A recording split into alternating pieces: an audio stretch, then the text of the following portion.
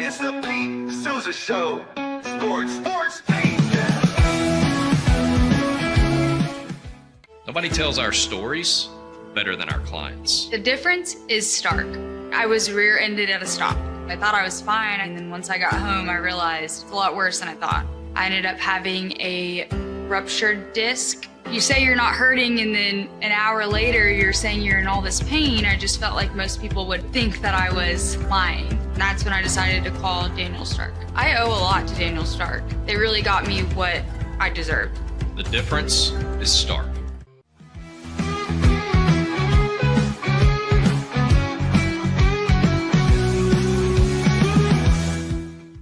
We definitely love our relationship and love Extraco. It's been an amazing experience. They made the PPP process easier. They were reaching out to me saying, what can I do to help you? That made a huge difference because my stress level, when we shut down, to afterwards was night and day. Our experience with Extraco has been phenomenal since the very beginning, so we love Extraco.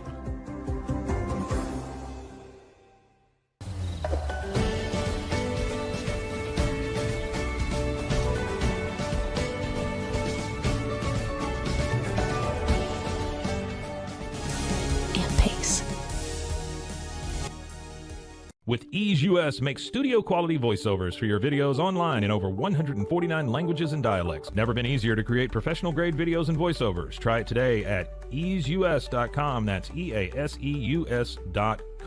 Ease US. Hi, I'm Mitch, the co-founder of Cake, a sexual health and wellness company designed for today and designed for you. Yes, you. The entire product line can be found at hellocake.com, and it's also available in every Walmart near you.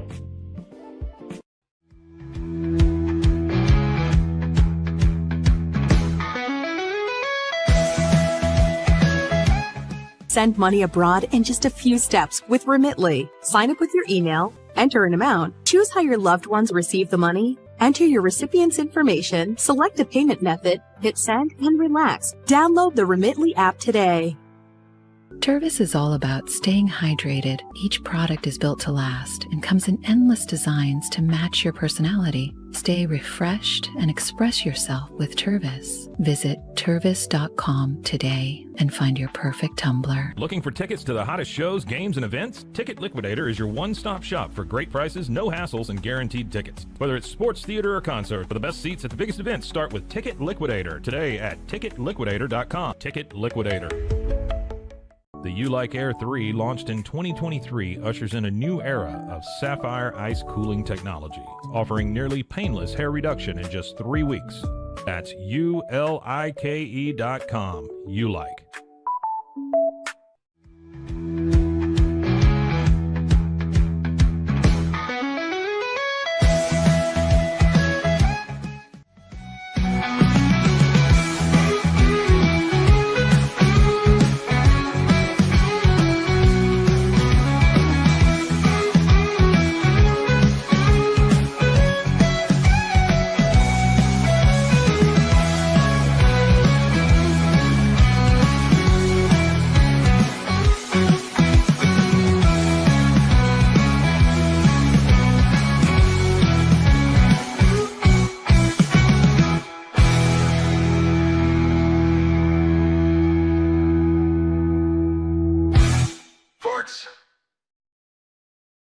It's the Pete Sousa Show. We are back. We're back from Philadelphia.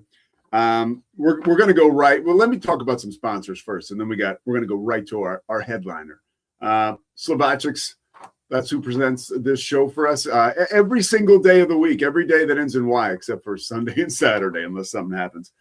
Daniel Stark Injury Lawyers, Crawford Austin Properties, D1, First National Bank of Central Texas, and everybody who's a part of this. Thank you so much for making it happen. All right, let's go to Chateau Brando. There's no time like the present. We got to go to Chateau Brando for a special edition of On Brando with my man, Timmy B. What's happening, Tim? Are you giving me the floor? You could be in trouble now if you give me the total floor now, Pete. This could last a while. You know, I've been known as an unindicted Louisiana co-conspirator, so this could. You tell me it's an On Brando time. This could last a little longer than your sponsor has paid for. So I want to let people know off the top of this, you should, if you don't follow Tim on Instagram and Twitter, he's one of the most just thoughtful follows. And for me, as somebody who's always, been sort of cut from the play-by-play cloth, but I do have some opinions. Tim, you're like the blueprint because, and you're in a phase now in your career where you really don't have to care as much what people think. Even maybe you were always like that, but you're not afraid to tell people exactly what you think. And that's one of my favorite things just about you in general. You're extremely transparent. Well, I appreciate that. I do think, and particularly now, Pete, the bias label is so easy for people to throw at you. And we now live in a segmented sports journalism society, if you want to call it that. And it's a hot take world also.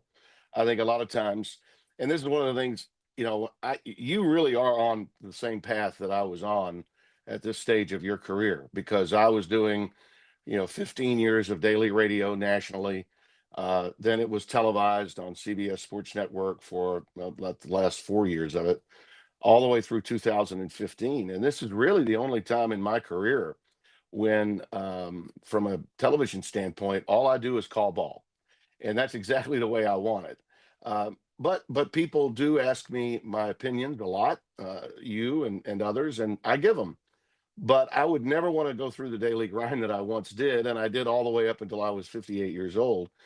But at this stage of my life, I prefer being America's guest as opposed to pontificating and having to make comments every day about the news of the day. Because I think a lot of times, and anyone that's in your position, certainly anybody that is on, and people need to understand this, that have these built-in negative vibes about certain commentators. If you're on every day and you're having to say something that's considered relevant every day, there are only so many ways to say the same thing, and eventually you're going to say something really stupid. And that, whether you like it or not, at some point you're going to try in your own way of being creative and saying it the same thing differently, because you're trying to mix it up. The bottom line is you're going to get into some trouble. And I think that happens a lot to guys and women that are in your position, that are having to do what you have to do. But it also is the path you need to be on. I tell people, young people all the time, you can't be a one-trick pony any longer. You got to diversify. You can't just be a studio guy, doing Sports Center. You can't just be, if you want to make it in this business, particularly as a play-by-play guy, for the most part, the guys that just get to do that, and that's all they do, are a very select group. Probably 10% tops of the people that are in our business get to just do. And it didn't happen for me until I went to Fox. From the time I was at ESPN to the time I was at Turner, through the 80s, 90s, I was always burning candles in a lot of different directions, which I think is good. But I think now, today, because there's so much media, it's almost impossible not to say something. So I can be honest, and it also helps to work for people that don't muzzle you, and Fox has been, without question, for me, that place. I've never been called down by a PR person saying, don't do this or don't do that. And that's always been, I used to think when I got in the business, public relations, the people that worked at the networks in that position were there to sort of promote you. In a lot of ways, maybe they do, okay, but more oftentimes than not, the PR people are there saying, don't do this, now don't do that, please don't, we don't need you to say, that kind of thing goes on. And I think it muzzles a lot of the guys that are in our business, and it's unfortunate. But because I've done all the things that I've done through the years, those opinions that people want from me, they genuinely want answers to, and I'm going to give them an honest answer. It may not be the one they like, okay, but I'm going to give them an honest answer.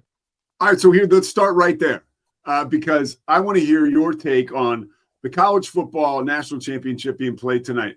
This has felt more wide open than ever. What does that say about the state of college football? Tonight's title game, Indiana, and what you could call an upstart Miami team, because they almost were left out of the playoff. What does that say about college football? Well, you got one of the most tradition-rich college football programs that's going through a rebirth, right? That Mario Cristobal is part of. The storylines are just off the charts, how great they are.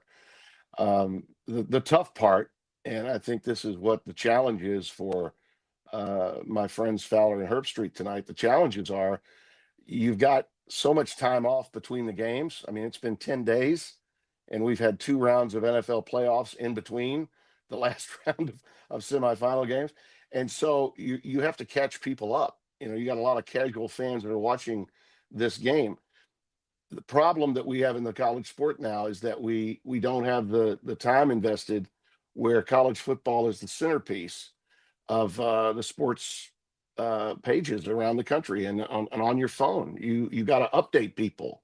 A lot of things can happen, you know, in 10 days. And of course, for those that remember the old days of the BCS or even the 14 playoff, hell, we had 30 days, right, between semifinals, or 30 days, maybe 35 days between the end of the regular season and the 2 teams playing in the old BCS National Championship. That's the really tough part. But what it signals, I think, is that this notion, and you're hearing about it now because it's making news. If you pick up your phone, it's there for you to see. These meetings that were the Cardinals were in conclave in Miami late yesterday, and then when they emerged, it was like we got a lot of work to do. That's the theme. Well, the reality is anybody that's looking at the short-term future of college football needs to understand they got a lot of problems that they got to fix before we can determine whether we're going to 16 or we're going to 24, because the calendar is the biggest issue. The ratings were horrible for those semifinals. Can you imagine when they started this thing? And I remember it vividly. The television executives were all expecting advertisers to go bonkers for a full-scale playoff for years and years, thinking that you would see ratings that would rival the AFC and NFC championship for the semifinals. Those games would get over 35 to 40 million viewers. The last 2 semifinal games barely got to 15 million viewers. Now that's disastrous, especially considering how the ratings have been up all year long. Okay, how the ratings have just been fantastic for regular season football, and you know, that we got to get college football back to where it needs to be. What is your instant attribution for that? For the fact that the ratings are, you know, not very good. Well, you can't have them on at the same time the NFL is playing the wild card round and then the first round. Okay, you can't of the playoffs before you get to the divisional round. I mean, you had 2 cycles of NFL playoffs between the semifinals and tonight's finals. And by the way, magical playoff football. Yeah. Tough, I mean, and tough to so compete with. yeah, I mean, today, if you turn on any of the outlets, whether it's FS1 or it's McAfee Show or Barstool or Outkick or 365, where everybody. There's more conversation about what happened over the weekend, and there should be. Yeah, I mean, it's the NFL. I mean, you're reactionary all day long, and then 2 hours ahead of the championship game tonight, you're like, oh, that's right, the college football championship game's tonight. That is pitiful for college football. It's not in its best interest, and the only way we fix that is by getting the calendar back where it needs to be, where ownership of New Year's Day is reclaimed by college football. I think I told you this time a year ago, we need to start week 0 2 weeks earlier. It needs to be August the 10th, not August the 24th, where it was last year. And we need to start these playoffs and play these games through December and have them at least finish, if not on New Year's Day, within 2 or 3 days of New Year's Day before the NFL gets into its postseason play. I mean, that's just the bottom line. If you want to do that, listen, this is also a sport, Pete, where you'd really love to have with expansion. And I do think we are going to eventually get to 16. And I believe Tony Petitti's idea of 24, which is being critically panned by many in the media now. I'm telling you, we're getting closer and closer to that being a reality. And it needs to be the reality for more compelling games, because that's what America wants. They want more games that are meaningful. And if we Yeah. did get to 24 is not outlandish. Once we get to 16, you're going to see how much sense it really does make. What's And the that's really first what the stage? guy's talking about. Well, the first stage is getting to 16. I mean, I really believe that the agreement that was reported anyway by Brandon Marcello and a few others, McMurphy, I think, was on top of it as well, and Ross Dellinger. The agreement to consider going to 24 by virtue of agreeing to 16 over the next 3-year period, which was what the Big Ten was offering up to Greg Sankey. I think that was a legitimate offer. I think it would have been visionary. I think it would have been forward thinking. But instead, we've got the two leaders that I know are in conversations with one another. I know have a better relationship than is being reported, but it's still being reported that they're at odds with one another. And contractually, until Greg Sankey and Tony Petitti come to some sort of compromise, we're going to be stuck. I don't mind 12 again next year. If they can't agree on it, we only had this year with 12. But I think we all came away thinking, did we not? Gee, it could have been 16 this year. Yes. It really Yeah. could have been. We could have done without those buys, and we could have had everybody playing in the opening week. So if that's the case, and I believe that it is, particularly in this environment of NIL and portal, where the talent is spread out, and we're seeing programs like Miami that had been down and out with now a proud tradition reborn, Indiana, the losingest program in college football history. If there is a team that was anonymous in the almighty SEC, it certainly was Ole Miss, and they were the last team left standing. I mean, my God, what better time now to see and read the tea leaves that the sport now is not just there for the chosen few. It's not just about, I mean, when we had 4 teams, I could tell you in June, the preceding year, who would be competing for the national championship. I could tell you 4 teams that I could pick. And of those 4 I would pick, at least 3 of them would make it. Clemson, Ohio State, Georgia, Alabama, maybe LSU in a given year. I mean, those were the teams. I mean, it was like a party for the blue bloods only. It's not that anymore. I think we all know that. So we need to reclaim that, and we need the leaders to find compromise. And so there's a lot out there that needs to be fixed. But what's lost in all this, Pete, is that the game tonight is going to be great. And the games leading up to this have, for the most part, been great. Yeah, the opening round, we had some blowouts that we could have predicted. But this just in, while you're pissing down the leg of James Madison for even being in it, Alabama lost by a larger margin to Indiana in the Rose Bowl than JMU did to Oregon on Oregon's home field. So And I don't wanna JMU hear was about- mounting some kind of comeback, at least in the second half. Oh, Yeah. a big time backdoor cover for those in Southern Nevada. I'll tell you that. So let's just stop worrying about the typical, cut and paste. Let's blow off the group of 5 teams.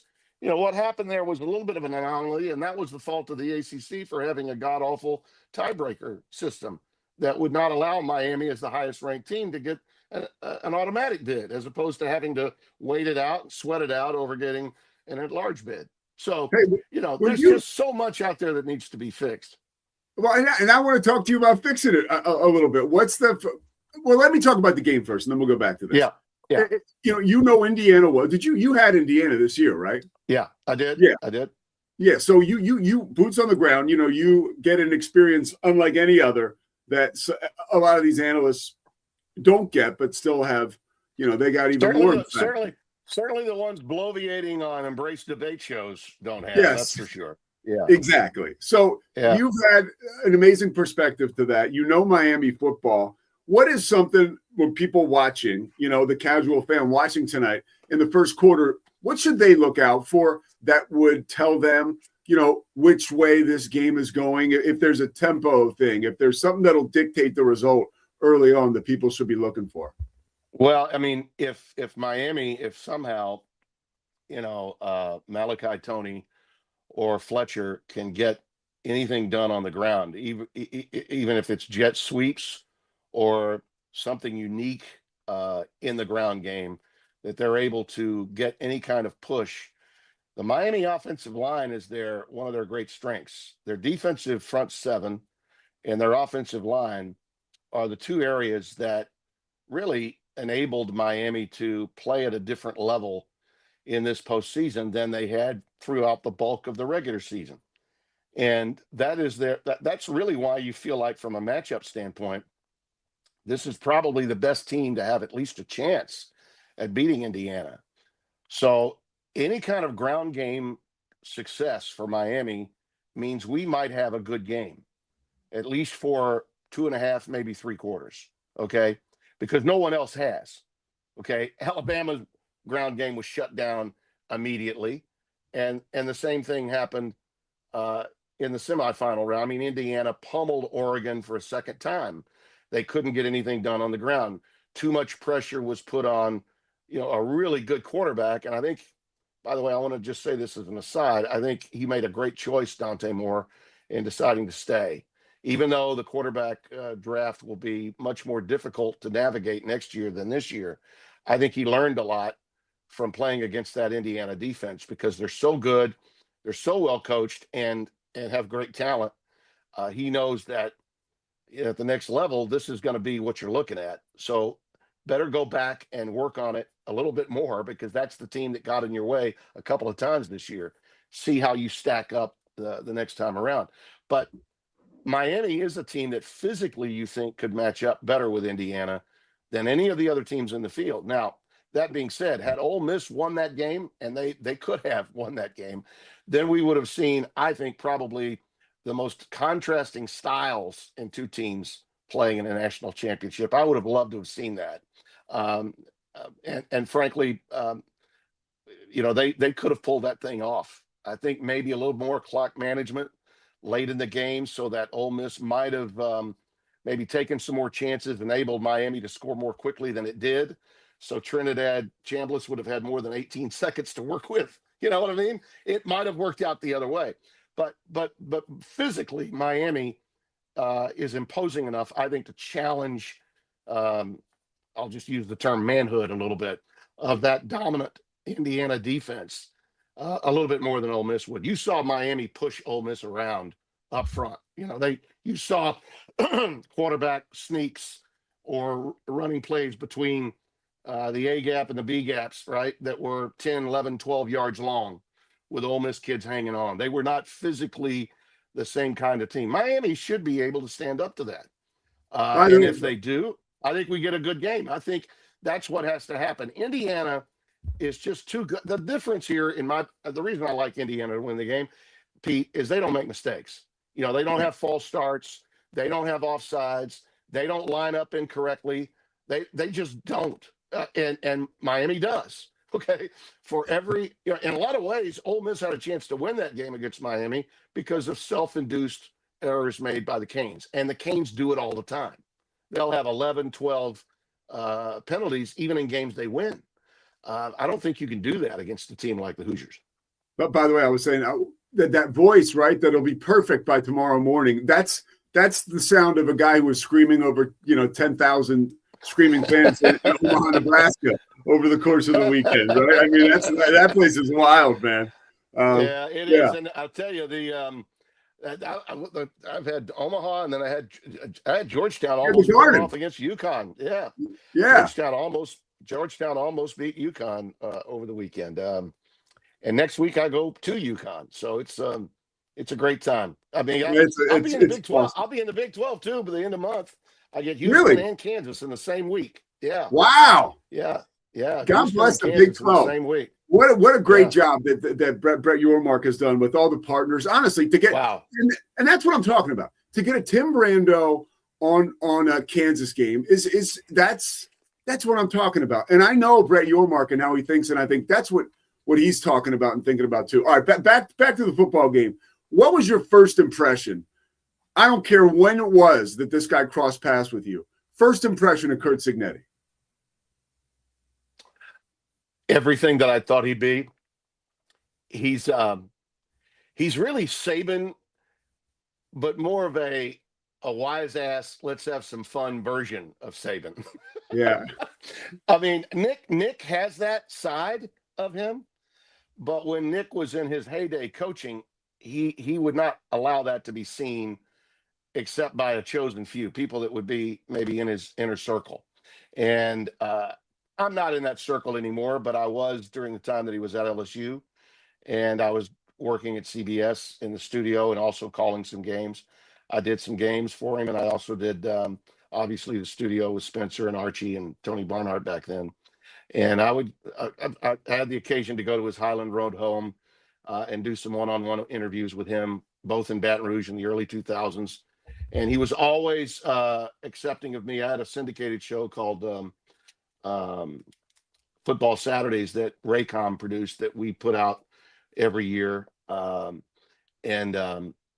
It was a summer replacement show that would run 6 episodes.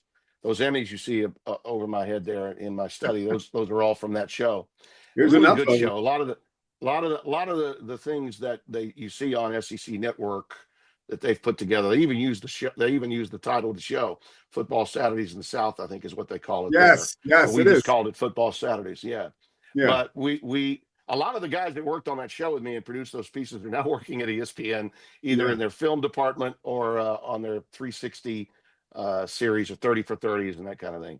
But Miss Terry runs the show in Saban's house, just like Miss Terry runs the show in my house. So we had that common theme. And I've been married 47 years. He's been married longer than that. So we have some commonalities. But Nick would talk as he would say on McAfee now, because it's allowed. He would talk excrement. Okay. Yeah. Which Signetti talks that way in a live interview on ESPN or Fox or wherever the game happens to be. That's just who the guy is. And he does it with a wry smile. He also knows that he can play to the stereotype. Like, there's no doubt that and I got a kick out of this when Fowler and Herb Street were talking about, that eyebrow move of his, that little, I got your ass. I've got your ass right where I want you to look. He knows that, and he turns it on sometimes. He's an entertainer. He is. And when you talk to him before the game, sometimes he's no nonsense. It's not like he'll talk to you, but you ask the question, he's going to give you the quick response. Maybe a quicker response than you anticipated, but it'll always have meaning. It'll always have meaning. And I like that part about him. I think he's great for the game. Remember the NFL when Sam Weich and Jerry Glanville went at it? Absolutely, yeah. Sort of hated each other. When Jimmy Johnson, Cincinnati and Houston, yeah. When Jimmy Johnson had it going on with the Eagles, with Buddy Ryan. Yeah. That he likes. Signetti's a throwback to that. He likes those kinds of challenges and building some rivalries with opposing coaches and that kind of, which I think is cool. We need more of that. Okay. You'll appreciate this. I talked with Babe Laufenberg last week for this show, and he mentioned, I said, what does Curt Signetti tell you about college football? And he mentioned, if I was an AD or search committee or whatever the hell, I would really want to look myself in the mirror and say, how did we miss on a guy like this for that long? right? Really? Like what is college football doing wrong with all of the people involved in finding the next Nick Saban? How did we miss this guy? So what does he have that so many other coaches don't have that's enabled him to pull off this, modern day miracle at Indiana? Well, he tutored under some of the best. Yes. Right. He gives Nick his due. But here's what he also did. He left Nick sooner than everybody else. Now, think about it. Curt was on that staff in 08 and 09, when they won that first national championship for Nick. He was there when they had the 7-6 first year, too. But he didn't hang around to wait to start getting, his opportunities of coordinating this or coordinating. No, he wanted to be a head coach. So after being in charge of recruiting and getting great players for Saban, he decided, you know what, I can do this. I want to be a head coach. And he goes to smaller schools to succeed. There's nothing wrong with languishing at the D2 level or the FCS level and learning how to really do it yourself, for yourself and your program. And that's what he did. Too often, athletic directors at these major institutions and their fan bases, by the way, they're too caught up with finding rock star coaches that everybody knows have been coordinators somewhere. they don't look into, stories like, Kalen DeBoer fit into that, this same sort of storyline, being where he was, coordinating at Eastern Michigan at one time, South Dakota, all those places where he was to get where he got. Now he's a different entity, but a lot of coaches follow that pattern. But very few times do you see in coaching searches today, whether it's a search committee or it's an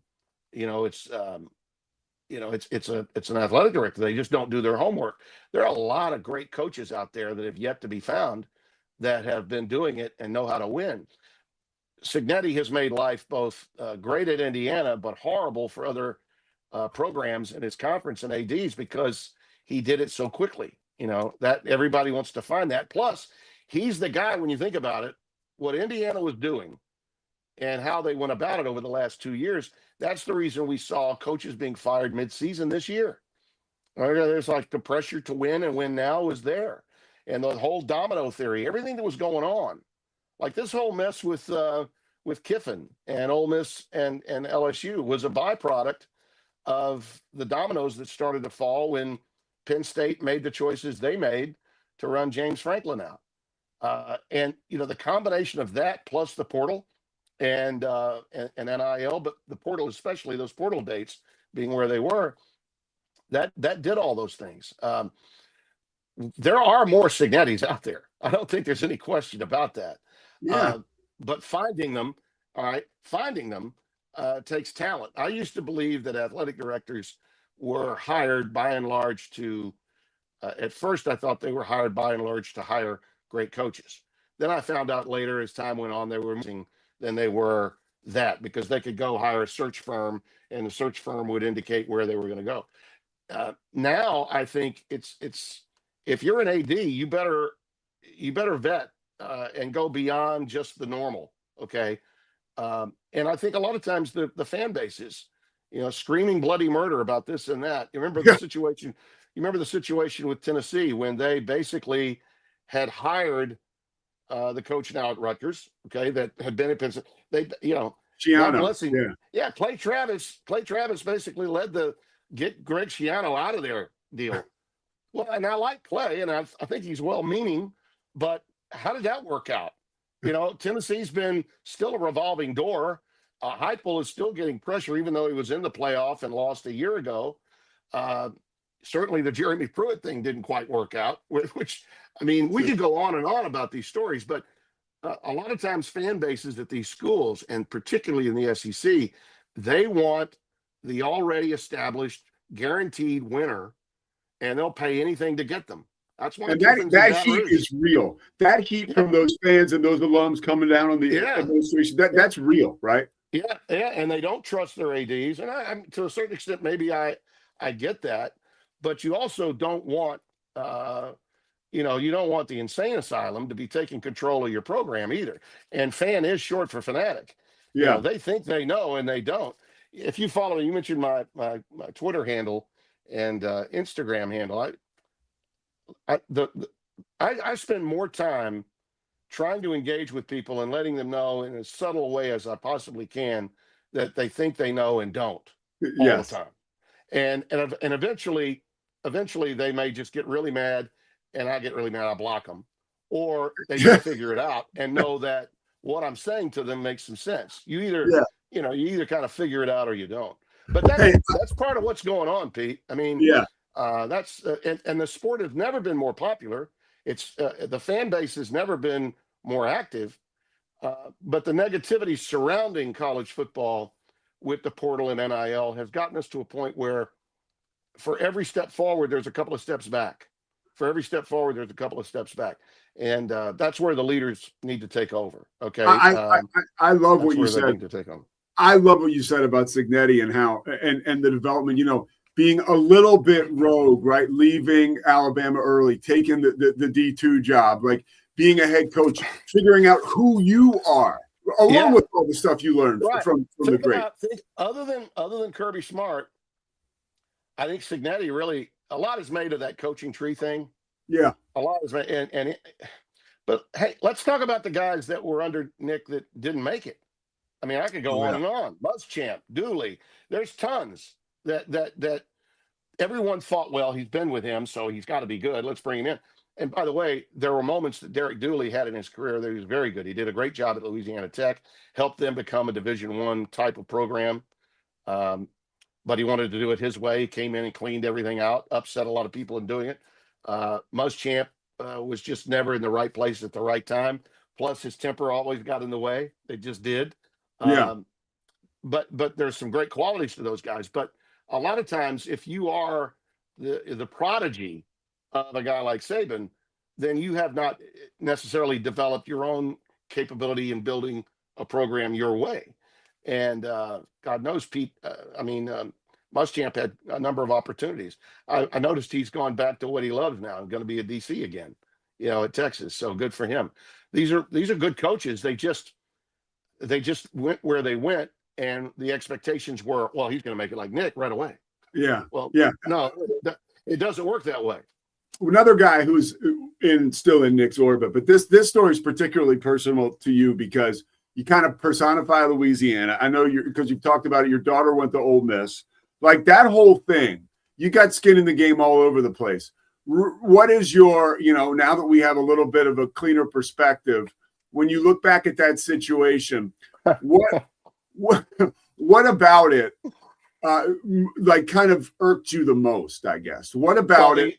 Yeah. Well, by the way, a little caveat to your point about Tara, my youngest, who graduated from Ole Miss in 2013. My oldest daughter, Tiffany, was there when at LSU when Saban won that national championship in 2003. So I got an LSU girl. We got a lot of purple and gold and blue and red in and around. And by the way, both daughters root for the other team, their sisters' teams, until they play one another. So usually my wife only has to put up with one rec week, okay, when those two play.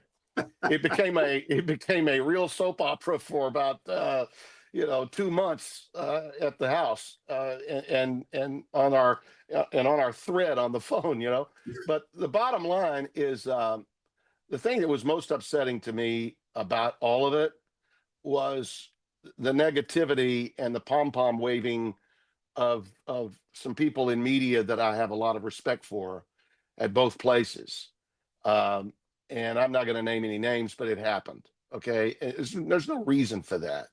And it went all the way up through, if you were watching, if you still were on your phone late as the portal was coming to an end, Lane was pulling off all kinds of shenanigans going into the clock striking midnight with Ole Miss kids in the portal. And he still is the portal king. I mean, he rightfully has that name and he deserves it. But Pete Golding did a remarkable job. And my God, I think, what are they, number 2 in the rankings in the portal? Yeah. So it all worked out. In the end, it's great for football. It's great for the SEC when they get to that third week in September and those two get at it in Oxford, Mississippi. I wasn't really irked by it. I was disappointed in the way they handled it from a media standpoint. I'm totally against pom-pom waving fans disguised as media. I don't like that at all. Okay, if you go to one of those sites, it could be 24/7, or it could be, you name those sites that have local journalists that are covering. You know what I'm saying? Yeah. A lot of them just hate me. They hate me because they know I'm going to tell the truth about them because they're fans and they are either writing or they're pontificating about not just their team and what their team's doing, but also how underhanded this coach or that team was. Stop. Just stop. Yeah. Let the fans do that. Let that be on message boards. When we start seeing, the media that would like to have you believe that they're objective, really showing their colors, that's not good. So that's the part that disappointed me most. But I do think that across the board, the thing that happened with Indiana that was fantastic from my perspective was it didn't matter how many times I told Alabama people, you're in trouble in the Rose Bowl. They never would believe me. Yeah. And more hate. Brando hates us. He just, and by the way, those Roll Tide folks can't stand me. They'll trash me at every turn. I don't know how many negative articles have been written about me, but they're still ongoing, and they always will be going. And That means you're a stud, Tim. That's all that means. I have a lot of friends in Alabama. I think I probably have spoken to more touchdown clubs and quarterback clubs through my years in this business in the state of Alabama, because every town with over 5,000 people in it has a Monday morning, Monday lunch, or Monday evening get together, from Muscle Shoals to Anniston to Gadsden to Mobile to you name it. Okay. And I've got a lot of friends there, but especially the younger journalists today, they really, they're fans, but they're actually writing, and they got bylines on these, and they think that I am public enemy number one. So that's fine. I've learned to deal with it. I have learned to deal with it. Actually, make fun of it, and roll on. But that's the thing. What was brought on, and this is where Saban and I do disagree. When Nick says this is not an LSU Ole Miss problem, it's a college football problem. Part of that's true, but the other part of that is disingenuous, because Nick knew and was going to help Lane as best he could, make in his mind the right choice, which was to go to LSU and leave Ole Miss. And the reason he was doing that and saying that was because the people at LSU called Nick right away. That was the first phone call they made. And obviously, if Nick had said, you know what, I think I got a little tread left on my tires, boom, he would have been there. Okay? Yeah. But he wasn't going to do that. But the next best thing in his mind and his wife's mind, and I guarantee you this happened, his wife Terry told him, well, Lane and that's your guy. I mean, you fired him. You helped resuscitate his career, and then you fired him because he was getting in the way and it was making him about himself. So then you fired him. That firing, by the way, might have cost him a national championship that year, if you think about it. Yeah. Might have cost him a national championship that year, because Lane was having a hell of a year. But anyway, that happened right after right before the semifinals. I mean, it was like, really? Wow. And they're getting ready to play Ohio State. I was like, whoa. Well, he decides to help Lane and help navigate, along with Sexton, this move for Lane to go there. And so for Nick to just sound like an objective party on all of that, I know he wasn't an objective party. He was because he had been where Lane was, and he became public enemy number one in Louisiana when he left to go to Miami for 2 years. But he only made it worse, and LSU people had every right to be very upset with him when he took the Alabama job 2 years later.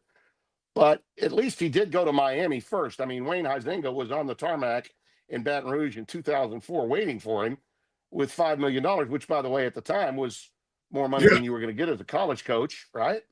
Guaranteed. And so he goes there, and he makes the mistake and doesn't get Breeze as a free agent, winds up with the wrong quarterback, never gets past 500 in the league, and he's off to Alabama.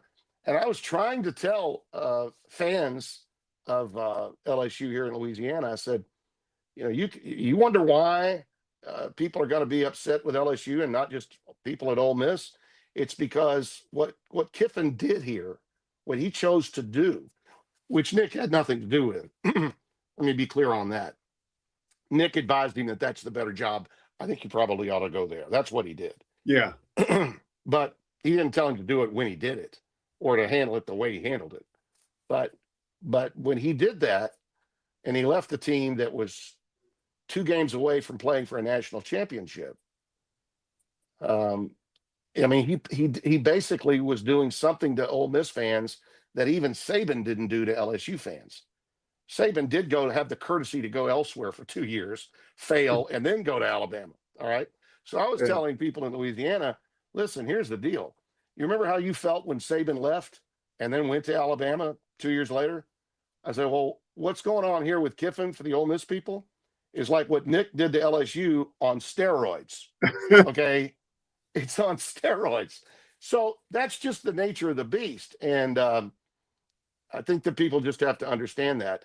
And Lane does, I think, face a much more difficult path than Nick did, because Nick knew how, with only 2 teams and then later with 4 teams, how to cobble together and stockpile talent and go to the national championship a bunch of times and win a bunch of them. Okay. It's going to be harder for Kiffin with the playoff expanding. It's going to be harder with the NIL and portal era, even though he's the king of the portal. It's going to be harder. Yeah. And nationwide, Kiffin's image is now the villain. He's the black hat of college football, wherever he goes and wherever LSU goes. It's, you know, it's like, Pete, it's like fans of the San Francisco Giants when they had Barry Bonds. Yeah. And he was doing what he was doing, and they were the great team, and he was breaking records. All the San Francisco people loved him, but everybody else hated him. Yes. Well, that's kind of what Kiffin is facing, I think, moving forward at LSU. And LSU people are just going to have to understand that. Yeah. This is what you wanted. This is what you paid $91 million for. And you know, it's funny because some of the feedback I got here at home was very negative. How could you say that about LSU? That I was like, hey, it is what it is. I mean, I'm just telling you from a national perspective what you're looking at here, and that's what you're looking at here. The kids today would say Timmy B stands on business, right? You tell the truth. All right. Yeah, I don't love a team. I love my state. I love the sport. Broadcasters need to understand this. I love the sport. I don't love the team. Yeah. Do I sometimes root for people privately? Yeah. But I can't stand it. Mike Tirico talked about this earlier in the year. I think he was talking to some kids at Newhouse at Syracuse in his own room that's named after him, by the way. He has every right to say it. But I can't stand it when I see SportsCenter anchors come on the air and say, well, my dogs, my this, my that. You know, shut the hell up. We don't care who your team is. Okay. Yeah, I agree. Yeah. Just talk to us. We all have identification with certain schools, and I'm proud of that identification. I mean, I wouldn't be where I am today if not for Dale Brown and LSU and the time that I spent in Baton Rouge to bolster my career.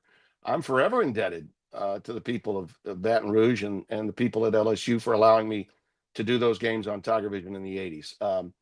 But once I moved on, and I've got to objectively talk about them from time to time. And they're not always going to be happy with what I have to say. Dale Brown and I had that conversation many, many times. He was like, Tim, no one was more critical of me than you, but you know what?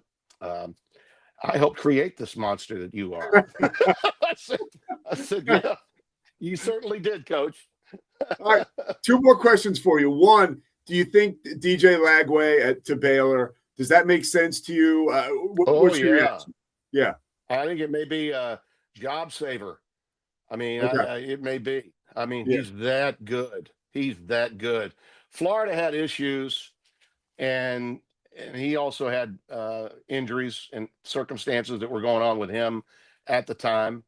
I think getting out of the SEC, but having had the SEC experience, is going to be fantastic for him. That's a big get, not just for Baylor and Dave Aranda, but for the Big 12 in general. Okay. Nice. That is just a huge pickup for them. The thing that's going to be interesting for me to see with that program is can Dave get the personnel on the defensive side?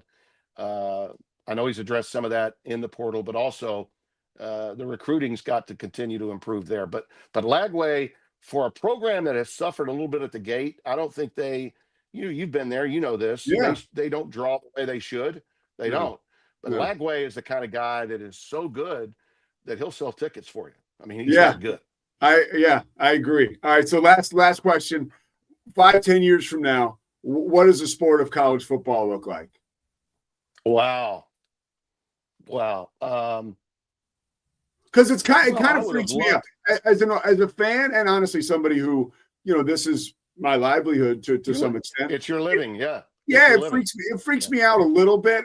And also, I think just a little kid in me that whatever my idea of purity was, when you were calling games on ESPN with Dickie V, like, and that's college hoops, but just so much has changed. Like, so where do you think we're going 5 to 10 years? What does this thing look like? Well, I think the mindset of the fans are going to have that's already changing, and it's going to continue to change as time moves on. And by the way, every player is not making 5 million. Every player is not making 6.5 that they were allegedly offering at LSU to get Damon Williams from what I mean. I don't think that's necessarily going to be the case for every. There are a lot of kids that are making just enough to help their own families. That's the other thing that really is not really mentioned very often. Some of these kids have taken their 300,000 or their 450,000, and they've brought with them their brothers that might have some learning disabilities with them, and have the off-campus apartments, and they're nurturing them while they go to school and get some help because their parents either can't or are not part of their lives. I mean, there's a lot of, and that's very real. We hear that, you more than me, Todd, but we hear that traveling the country, and when it's the right time, you can bring that to broadcast because it's not all about people just being overpaid and wasting money. Yeah, because those kinds of stories don't get you clicks, but I mean, they're out there. Yeah. But bottom line is my view of the sport is still it's never been better. We've never had more fans. We've never had viewership during the regular season was better than it's ever been. College basketball ratings, by the way, are higher than they've ever been. Yeah. To start the season, which is bizarre when you think about everything else that's going on. More people are watching it, and I still think basketball, as much as we need to move the calendar back for football, we need, up. I'm sorry. We need to move the calendar up for football. We need to move the calendar back for basketball. We need to not play these games in November until December. And we need to have the Final Four. March Madness can still be called March Madness, but the Final Four doesn't have to end before Augusta anymore. Okay. Yeah. That's an outdated, CBS isn't even paying the majority of that revenue till 2032. Turner is, okay? 80% of that check is being written from the Turner people. And by the way, when that check is done, when that 2032 date hits and the NCAA tournament contract is up and the college football playoff contract that we're currently looking at is up, you're going to see massive changes. So we're in a cycle here between 5 and 6 years, but from now till then, where the sport that does the best job of making the significant changes to fit what the future calendar will be post 2032, those are the programs that are going to flourish. Now, Pete, I don't know if I'll even be above ground at that stage. I hope so. I got a lot of tread left on my tires, and I plan on doing this for quite some time. And by the way, the more hate you deliver to me on social media, the more inspired I become to just annoy the hell out of the people that don't like me for the rest of their lives. Okay. But because I love what I do, but I do think that we're going to see massive changes in 2032. The NCAA should be history by then. They should be gone. The council, the CSC, this College Sports Council that everybody's saying, please, you signed off on this. We agreed on the rev share of 20.5 million. So sign these things and let's put these guardrails in. Nobody's signing them now because there's no one in a position to enforce any of the things that are in print. Somewhere along those lines, when people like Tony Petitti, Brett Yormark, Jim Phillips, and Greg Sankey get together, they've got to start enforcement on their own to find those. I don't care if they're retired FBI people, whoever you need to get to enforce the regulations that you put in place, because Charlie Baker can't do it.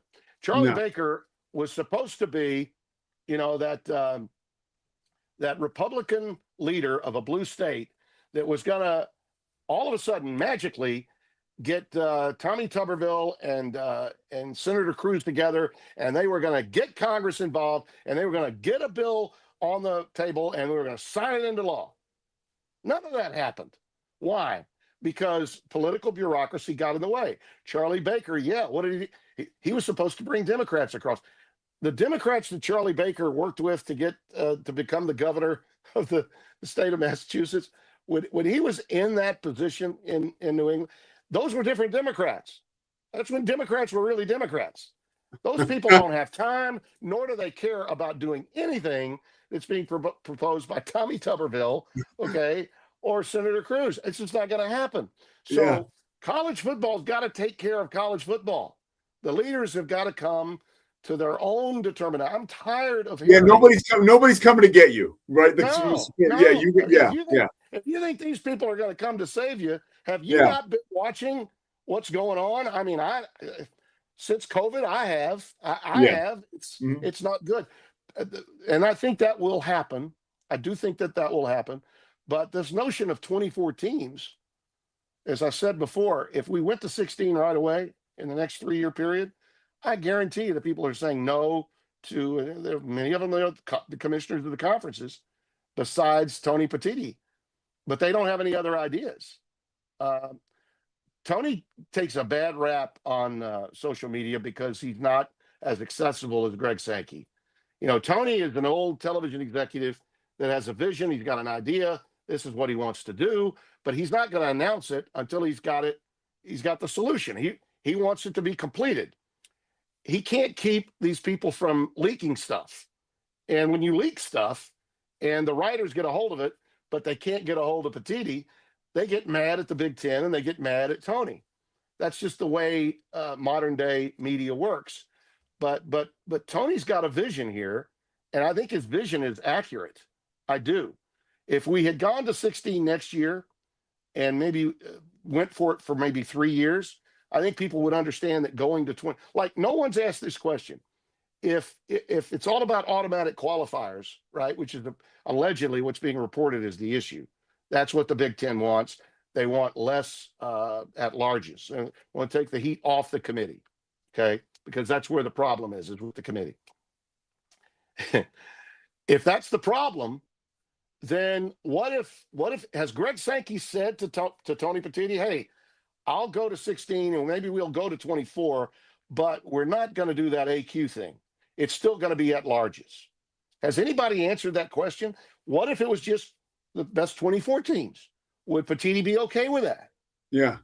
Now, I don't know that he would be, but at least nobody's asked the question. We don't know, right? So that's what we need. It's just that kind of transparency. And the only way that's going to happen is when these leaders, and look, it all comes down to those two because contractually they're in charge of this thing. Those papers that were signed by Phillips and Yormark have put the ball in those two guys' court.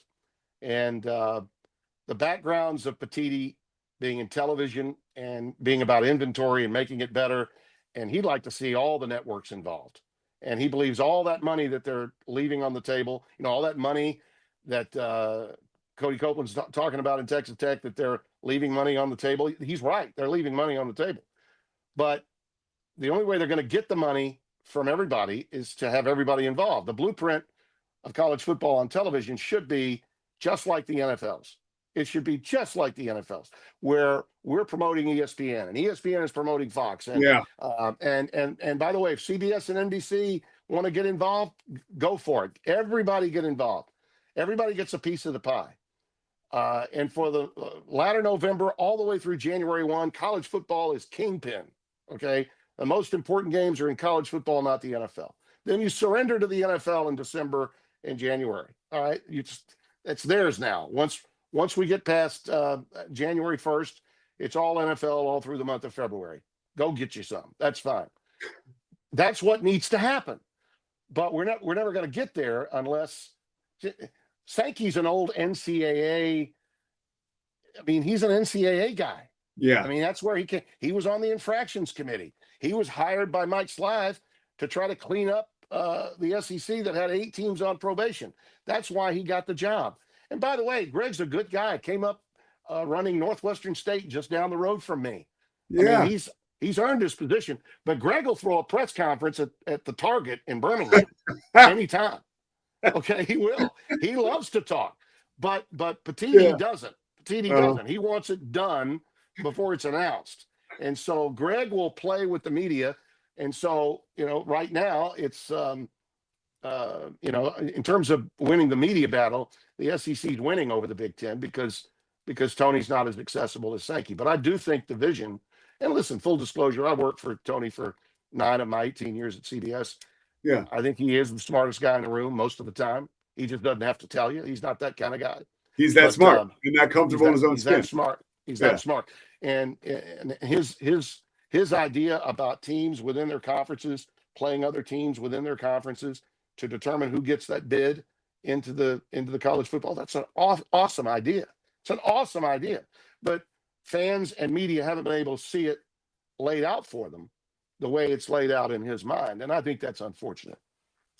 Tim Brando, a living legend. You go break all the layers you take me through and us through today. I cannot thank you enough. Where are you this weekend, by the way? What game? I'm the UConn. That's right. UConn.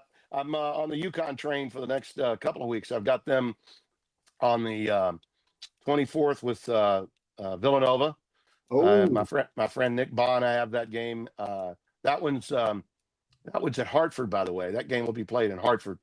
And then after that, I'm actually going to go to do, I think, a really fun game with Iowa State and Colorado on a Thursday, and then on to nice. This will be late January on the 29th. On the 29th, I've got Colorado at Iowa State. Really looking. I haven't been to Ames for basketball since Johnny Orr was coaching. Wow. Okay. Yeah. Well, actually, no, I'm lying. Tim Floyd did. I did do one Tim Floyd game there when I was at CBS. So it's been that long though. Okay. And then I'm going to take a car service right over to Omaha for Creighton and UConn, which ought to be an unbelievable environment on the 31st. So the next 2 weeks on Saturdays, I've got UConn. And then after that, the first week of February, I'm at Houston on the 4th for the Cougs. Can't wait to see Kelvin Sampson's team. And then I've got Kansas and Utah on that Saturday the 7th at Fog Allen. And I haven't been to Fog since Greg Anthony, Clark Kellogg, and I did Texas and Kansas on CBS years ago. So can't wait to get there too. So and before you know it, it'll be tournament time, and we'll be contemplating where my next golf round will be. Before February just blows by, Pete. I mean, it blows by. And we'll see. It'll be time to discuss my future, and I'm pretty sure that I'm going to hang around for a little while longer, as long as Fox will have me. Well, you better, because it means a lot to us. Tim Brando, thanks a lot. Thanks, I'm Pete. serious, man. You are the best. You are the best. Thank you, Pete. Great being with you, and keep the got it. light burning. I see you everywhere, man. You're everywhere, and the more you do, the more reps you get, the better it's going to be. And thanks for having me on the show as always. Happy New Year to you. You got it, Tim. You too. There he is, the great Tim Brando. It doesn't. I mean, for me to chat with him at length anytime. I mean, we've chatted on the phone. Tim's the kind of guy who will give you 45 minutes of his time to help make you a better broadcaster and better person. And it's legit. He is the real deal without expletives in the middle, right? Because Visser gets mad about that. All right, the Pete Sousa Show. We're presented by Slovakics. We're coming back we got to get Cam Stewart involved. We're talking a little bit about the Patriots, a little NFL playoff potpourri. I want to get his reaction to what Brando said about Lagway, and then we'll get out of here, all right? The Pete Sousa Show is presented by Slovakics. We are, by the way, we're making Super Bowl plans. We can't wait. We will be, I actually have a game at Creighton, Seton Hall Creighton for Peacock, like the weekend after the Super Bowl. So I'm going to go to the Super Bowl after a game. I think I have a game at North Texas, and then go to Super Bowl week, and then I can't wait to go see Creighton because I've heard guys like Tim talk about it forever. All right, but we're going to be back talking about the NFL and the NFL playoffs. Man, wild night last night. And I got to watch it all with my mom. Pete Sousa Show is presented by Slovakics.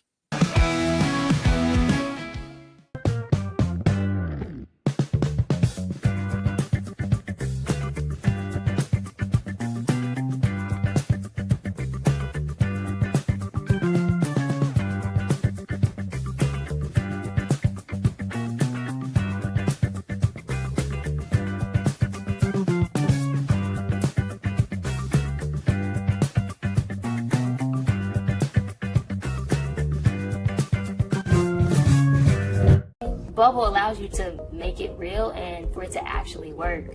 So I feel like Bubble does bridges that gap and being able to give people the opportunity to make their ideas come to life really quickly too. I love that I can sit down and build something the way that I think it should be built and have the control over it. Bubble turns ideas into fully scalable apps. Try Bubble today.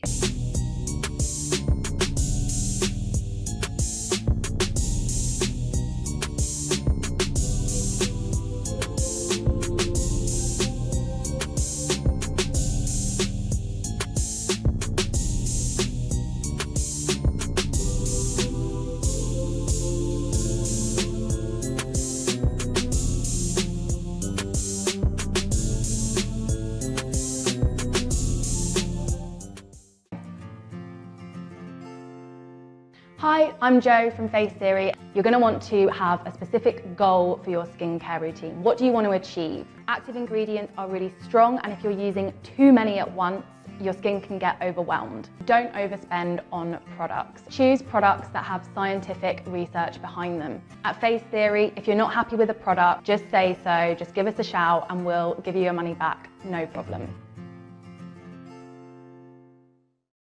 I know you're gonna love this Kodak Dot Plus printer. You guys just connect it to your smartphone and then you're gonna use the Kodak Photo Print app. It's going to print you a 4x6 photo. I am just in awe. I love how these turned out. Also, the printer comes with a free cartridge of 10 photo sheets. I can assure you, you are going to love this printer as much as my family has. You guys have to check it out for yourself. Streamline event and appointment booking with Amelia's sleek, modern, and fully customizable booking forms. Tailor the colors, fonts, and design to match your brand and seamlessly integrate with your WordPress website. Whether it's for events or appointments, Amelia makes booking simple, stylish, and perfectly aligned with your business. Enhance your booking experience today at WPAmelia.com. That's WPAMELIA.com. Amelia. When you learn a language with Babbel, you start a journey that takes you further and further. Anytime and anywhere you wish. It's easy and fun. Broadens your horizons and keeps your brain fit. A journey into new thoughts, new cultures, new adventures. So what are you waiting for? Start your journey with Babbel now. Go to babbel.com or download the app. BadCreditLoans.com is a pioneering service provider that has carved a reputation in the financial industry for its dedication to helping individuals with bad credit secure loans. By making timely repayments, borrowers can gradually repair their credit history, thereby increasing their chances of securing better loan terms in the future. BadCreditLoans.com serves as a beacon of hope for those with bad credit. Simple, fast, and reliable loan application process.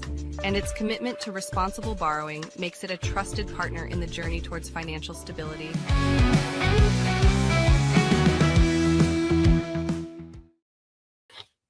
It is the Pete Sousa Show. Cameron Stewart is in Boston, Massachusetts. Chris Visser is in Orlando. I am in Flower Mound, Texas. I want to share with you guys just a shocking story from my travels. I happened recently. I got we didn't park at DFW because we were going to be gone for a little while, Christy and I. So we get home and get an Uber, and the Uber guy was fine. You know, he's like, we wait 4 minutes. A guy picks us up. We're waiting, and we're getting in the car, and he says, "Hey, do you mind? I have to go to the bathroom." I'm like, okay. I did need to get somewhere. I mean, we had Tim Brando, so I was a little like, yeah. But I'm like, yeah, sure. I mean, trust me, when you get into your mid-40s, you take going to the bathroom seriously. So I was like, all right, let's let this guy go to the bathroom. 11 minutes later, he comes back out of the airport. Okay. Again, what are you going to do, right? I'm beholden to this guy in this ride at this point. But the best part was when we got out and he looked at me and he helped me get a couple bags out of the trunk. And he said, "How would you feel about giving me 5 stars?" I don't think so. I don't know about the 5 stars. Christy said, "Yeah, that's not happening." She overheard it. But you know, I still might give him 5 stars. And that's my problem. You know, maybe I could give him 1 star and we could dust off our managing partner and owner, Corey Dickman's show, 1 Star Rewind. How about that? And you could have the Uber driver on to talk about, hey, I can't imagine why the guy gave me 1 star. I went inside the airport for half an hour and came back out and gave him a ride to where he was going. Yeah, the nerve of people, right? All right, Cam Stewart, let's chat a little bit. Do you mind joining me here real quick? Cam, I'd love to join you. So a big weekend for you. You went to the Bruins game, and then the Patriots. Now, your takeaway from that game and C.J. Stroud, if you could okay, and you've probably been way more like connected and entrenched in this story than I have, just before the game and after it. What the hell was wrong with him? Like, what's going? Is it just like the seeing ghosts thing, like the Sam Darnold, 2017? What's going on?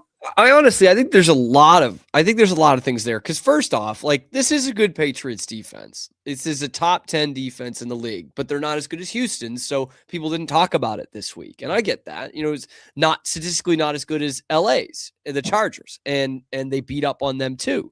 You were down. He was down. His number one receiver, the guy who kind of made that passing offense go, and Nico Collins. And then Christian Kirk, I don't think, played in the second half or most of the second half. So there's that part of it too. But clearly he was sped up, man. And this is what's fascinating about Stroud. Great rookie year. He's due for an extension. Doesn't look like he's going to get one, at least right now. I'll get the 5th-year option, but I don't know that he's going to get an extension here. He just mechanically was horrible, wasn't he? Sped up in the pocket. Terrible footwork. At least 2 of those picks, they're in trouble as soon as he lets go of the ball. That pick 6 was one where he clearly has a hot read. This was actually happening right in front of me. We were behind one of the end zones. So it was happening in front of me. That's right, because you were at the game. Yes, right. yes. And watched it back after I got home last night. So been all Patriots the last 24 hours. But he's got his tight end, I think it's Schultz, not Stover, that's going out in a pattern, and he slips. And the pocket happens to be collapsing at the same time. And so he just kind of gets happy feet, throws off back foot, and is chucking up a prayer in the middle of the field. And I'm like, this has to be intercepted here. As soon as he gets rid of it, I'm like, his one guy went down. He doesn't know what to do with the football. And it turns into a pick 6. One of them was a tipped ball, but honestly, he was missing high all day. So it's tough for me to be like, oh, well, that one's just a tip. How can he was doing it the whole game. It looked, and the Patriots, again, did not bring a ton of pressure. They didn't. They dialed up a lot of pressure in the second half against the Chargers. They dialed up some pressure in the second half when they knew that time was running out for the Texans. But I know it's the playoffs. I am a little surprised they didn't go to Davis Mills at one point. 4 picks in the first half. Well, it's funny. I guess you watched it back. Basically a first take segment broke out at halftime, which was the greatest in the world. It was Ryan Clark saying, you saw it, that they need to bench him. No, they shouldn't bench him because, he gave this impassioned talk about why it's important that C.J. Stroud come out and play well. Marcus Spears was like, I think you should put in Davis Mills. You should just bench him. Yeah. It was wild. And they mentioned if that had ever happened before, I was yelling at my television when I was a kid, Jim McMahon, Buddy Ryan, the Eagles were favored in a wild card playoff game at home against the Redskins, and they were playing terrible. Their offense was just hapless. So Buddy Ryan pulled Randall Cunningham, the superstar, the ultimate weapon, cover Sports Illustrated, and put in Jim McMahon. And then McMahon sucked, so then he put Cunningham back in, and it was so bad, So I think sticking with him was probably the right move overall. You go down with him, I think. Yeah, then that's ultimately what they did. And it's not like Davis Mills is this great savior, you know what I mean? But they moved the ball. I think they were 3-1 with him this year. They moved the ball with him. But, just brutal. I don't want to say lost the game for them, but if you have a pedestrian average 10-2, get the car in the garage kind of performance from your quarterback, you might win. It's at least tighter, but they punted the ball down 2 scores. They punted it with 5 minutes left, 4.5 minutes left. And I'm like, what in the hell are they Yeah, doing? I Like, didn't what are you understand that at all. doing? You know? Yeah. And it was just like, well, this is not obviously the way that D'Amico Ryans or any NFL coach should think, but it was like, I mean, is CJ really going to give you 2 scores at this point? You know, Yeah. they've scored one. They've had 1 touchdown in the first 55 minutes. Is he going to give you 2 in the final 5? Yeah. Probably not. But 1 touchdown drive against the Patriots in 2 games. 1, and it was a 27-yard drive. It was in the first half of that game yesterday. That's it. What was give me the if there's more than 1, you can give me 3. But let's go top 3 notable things you saw at the Patriots game off the field, like spectator related. Yeah, a lot of tarps off, a lot of that, lot of shirtless men in the stadium at the Blade. It was just overall a great atmosphere. So part of it was celebratory. Yeah, for sure. Yeah. And the snow, you saw the flurries, but it wasn't, collecting on the field. So it was all wet in the seats. And so everyone stood up the whole game. So that was massive. Zdeno Chara, who just got his number retired by the Bruins, was in attendance, getting the crowd fired up. You're going to love this one because we got a halftime performance. I skipped through most of the halftime on the rewatch, so I don't know if they cut to it at any point. But they had Tretch from Naughty by Nature doing a halftime show. That was impeccable. That was awesome. Like I'd been having a good time to that point. I was really getting into OPP. Like I was doing the words to OPP. He's got to be a New England native, I'm guessing, right? I don't think so. I didn't think so. But to your point, like it's a random enough that you're like, he's got to have some connection. Gotta here. be, yeah. I mean, new edition I hear is next week. Yes, exactly. Yeah, they couldn't get Donnie this week. They did play some new kids at some point. But the people in front of me who were like, in their 40s, remember OPP quite well, were like shocked that I knew the words to it. I'm like, yeah, another way to call a cat a kitten,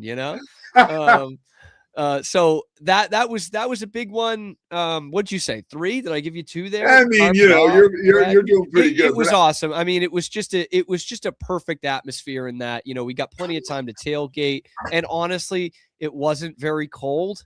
It was 30, 32, which is not crazy. Certainly better than what it was in Chicago yesterday. None, dude. None. I was tailgating. It was drinking before the game. Okay. But I'm also one of those. And then let's be clear, Cam is not anybody who abuses substance, but substance can be abused in these environments, but you are such a fan, like you weren't going to let anything take away from your clarity. That was the thing. Yeah. I was not, I toe the line when I do this, because obviously I don't ever want to black out anyway. Like I'm kind of past that. But I also don't want to be getting up every 5 minutes and going to the bathroom. That's the other thing I don't want. So, like I found a good happy medium. I was there with a couple of good friends of mine and my fiance. So we had a great time.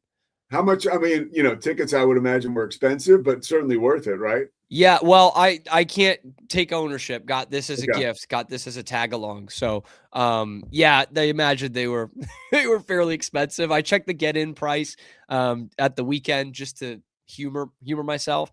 It was like $300 get in, $300 to sit in the 300s. So it was a hot ticket. Tim Welsh, who I called the game with yesterday, he had his tickets because he's a season ticket holder on an NFL like site where you can sell secondary tickets, site. And he didn't, his tickets as of like 1:30 Eastern, they still weren't bought. I was surprised, but he was like, somebody will buy it. Yeah. Yeah. And I'm sure they did. Someone who was tailgating next to us was probably buying the tickets as they were walking up. Yeah. What did you think about Lagway and what Brando had to say? I actually agree with Brando like 100% on that. So I talked about this morning and got on that podcast on that. That garbage. But it got some negative feedback because I was being kind of a wet blanket in it. What did you say?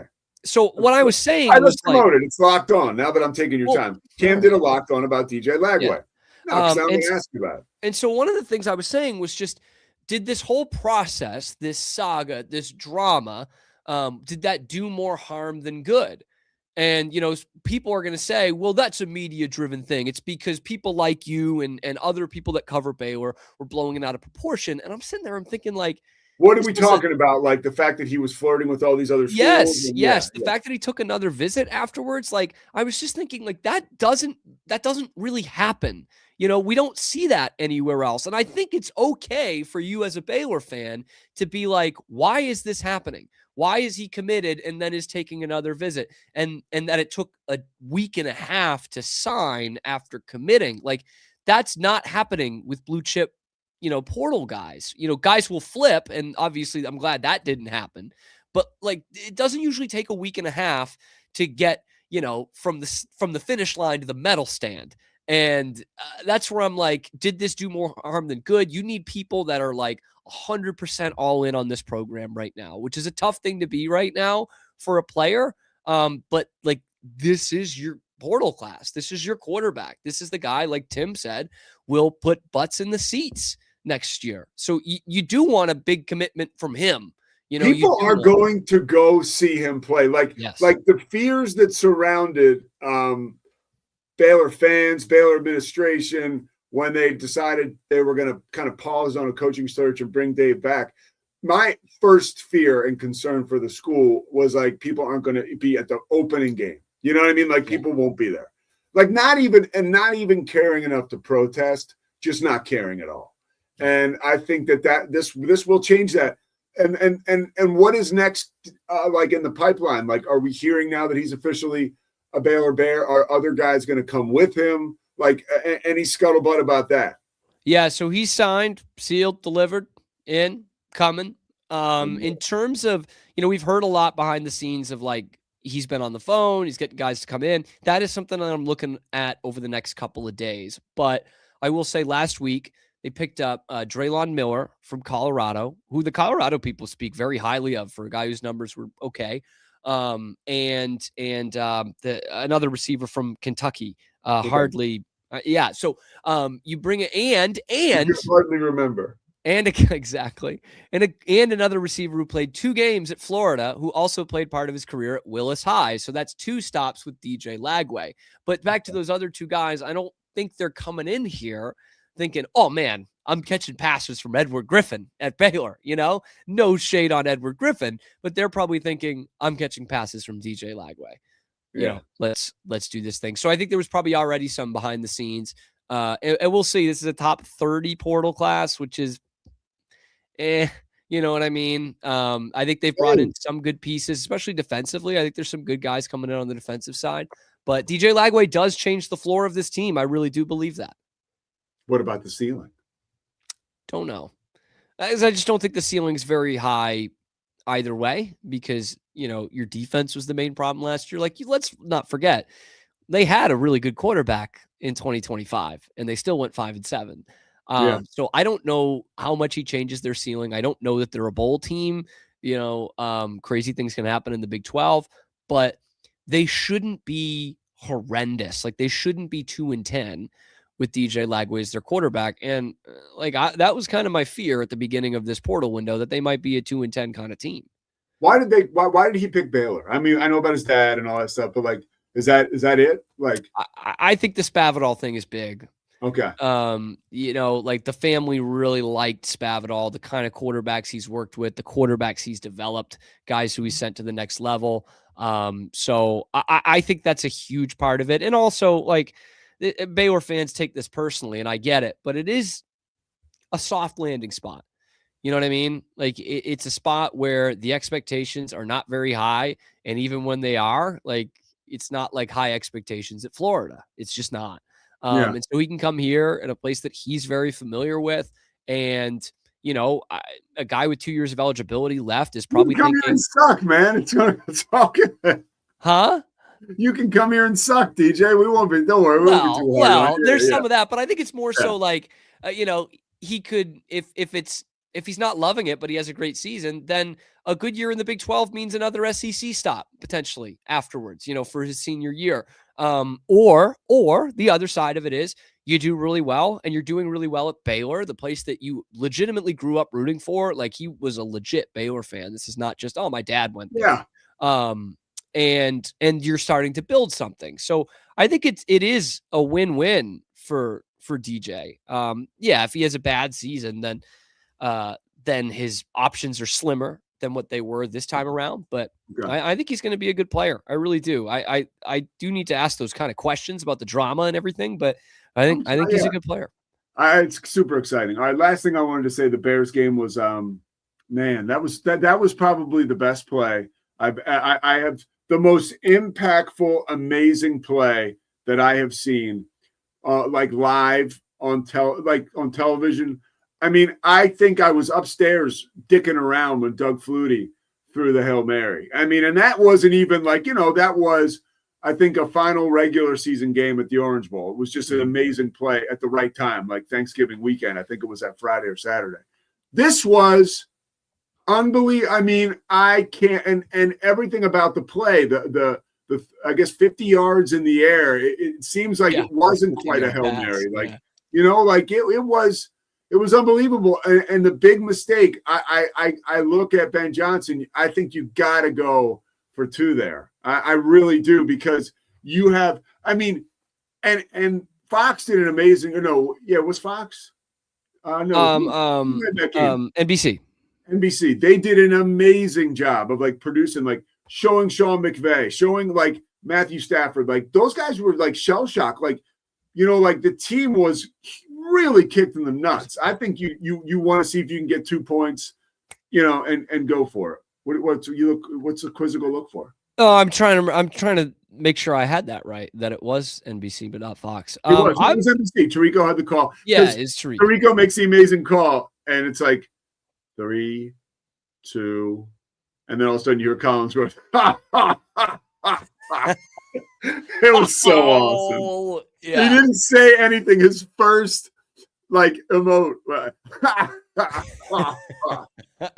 That's how, I mean, Buck did that with the booty touchdown, that unbelievable catch. He was like, oh, and like waiting to see like what's the call, but like that guttural kind of reaction. I love that. But for the Caleb throw too, maybe I'm glazing too much. Maybe it just was a Hail Mary, but you watch that vantage point that you had from behind the play, and I'm like, I think this is Caleb. There's a bit of a prayer to it, but I think he's saying, I'm going to put this towards the back pylon. I've got a corner that's coming in front of him. Obviously, that's how you play defense. I'm going to just throw this to the back pylon. It's going to have a ton of air under it, which always messes with corners more so than pass catchers. And I'm going to take my chances with that. It's not just huck it up and hope someone comes down with it. It's like, I'm going to huck it up to this spot because I think that's advantage my guy. And he was absolutely right. It's an unbelievable play. It was amazing. It was amazing. And I think the D-back that ended up getting beat underestimated him. I think, who the hell saw that coming? It was really special. It was. It was special. All right. Our trip to the Super Bowl will be special. I'll call you about that later on. Can't wait. Can't wait. I got to go do a show, so call me after that. All right. See you, buddy. Thanks, Cam. Bye. Cam, end the show. It's over. That's it. It's the Pete Sousa Show. Sports.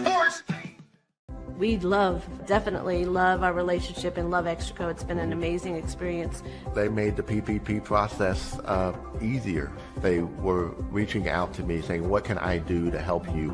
That made a huge difference because my stress level, when we shut down, to afterwards was night and day. Our experience with Extraco has been phenomenal since the very beginning. So we love Extraco. Show. Sports. Nobody tells our stories better than our clients. The difference is stark.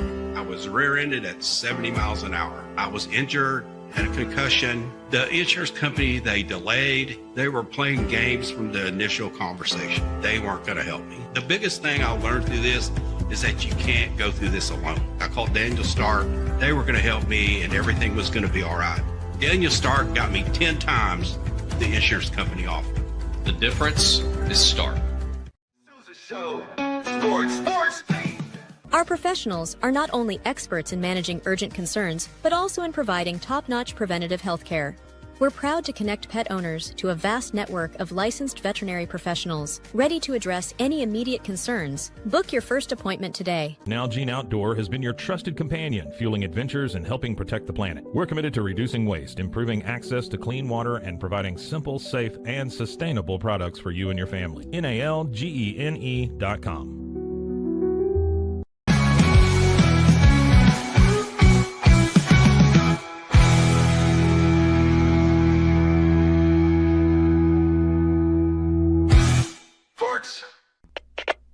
We